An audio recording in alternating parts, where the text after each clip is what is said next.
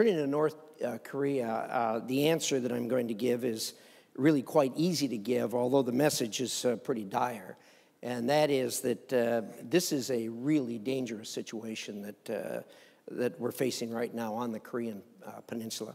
I would argue that there's no, from a mass casualty standpoint, there is no more dangerous place on the planet than the Korean Peninsula right now. This is all in the hands of and the mind of a single person, and that, of course, is Kim Jong-un. What he does, what he decides to do, is going to be decisive of how this matter resolves. And it is not going to resolve well if he continues on the course that he is continuing on. The President of the United States has said, and he is committed to, seeing that Kim Jong-un is not able to marry together a delivery system with a nuclear weapon that he can deliver to the United States.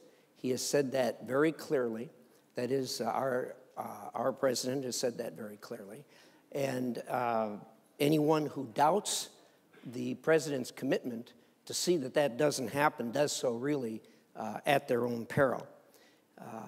The consequences of that are breathtaking when you think about how this could happen.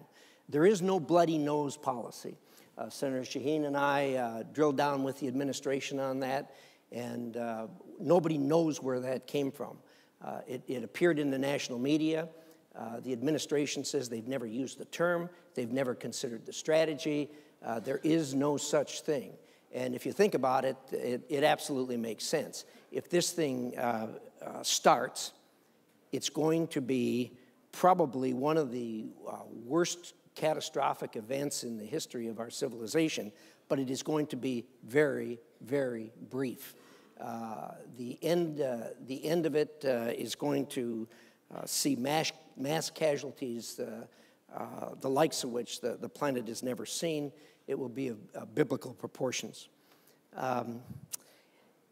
Anyone who doubts that this president isn't committed to that, I would suggest that they step back, take a breath, and listen to what he has said, review the facts on the ground.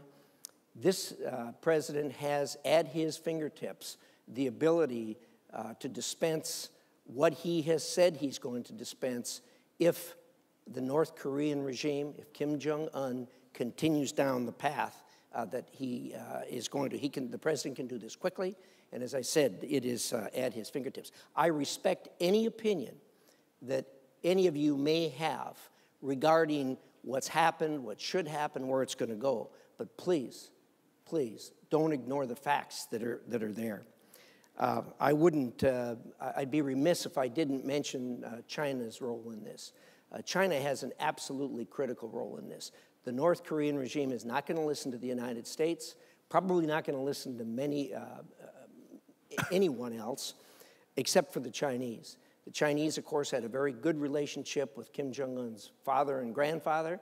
We all know that's not the situation today. But nonetheless, because of the transfer of goods, China has real control of this and could take control of this. And they don't want this any more than we want this. They don't like this any more than we do. But they have the ability to do something, and much more so, I think, than we do. Let me say that in closing that we have other intelligence information that we can't discuss here. But I can also tell you that there is nothing that is in that intelligence information that in any way takes away from what I've just described for you. So as dire as the message is, I apologize for that, but those are the facts as we see them today. Thank you very much. And I'm going to excuse myself, Tori.